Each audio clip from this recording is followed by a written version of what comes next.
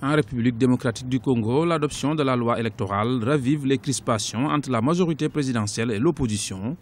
La manifestation de l'opposition pour protester contre l'adoption de la loi électorale en cours d'examen au Parlement a été interdite ce lundi.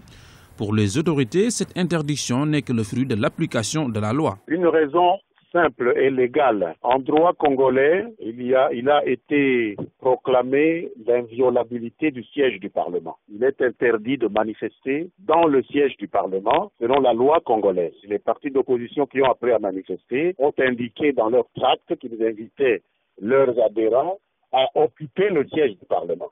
C'était une violation flagrante.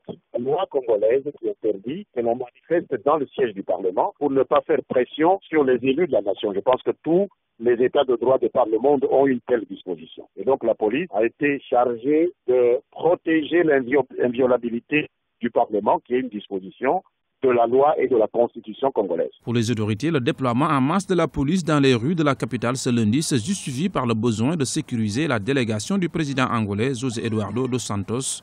L'opposition dénonce la brutalité des forces de l'ordre qui auraient fait usage de tirs à balles réelles. M. Kabila tente de faire un coup de force comme notre constitution le dit clairement. Il ne peut pas briguer un troisième mandat parce que n'oubliez pas que M. Kabila est au pouvoir depuis 2001. Alors là, depuis le samedi passé, pendant que les gens commémoraient l'anniversaire de notre héros national, M. Lumumba, il a réuni précipitamment à l'insu de tout le monde le Parlement mécanique pour adopter la loi électorale qui dit clairement qu'il faut qu'on aille au recensement avant les élections. Or, dans le contexte actuel, c'est impossible. Aujourd'hui, on avait prévu cette manifestation pour contrecarrer ces parlements mécaniques qui ne représentent même pas la population congolaise, de ne pas continuer à travailler dans l'illégalité avec contre-volonté de la population. C'est pourquoi vous avez vu, il y a eu des morts, il y a eu beaucoup de blessés à balles réelles.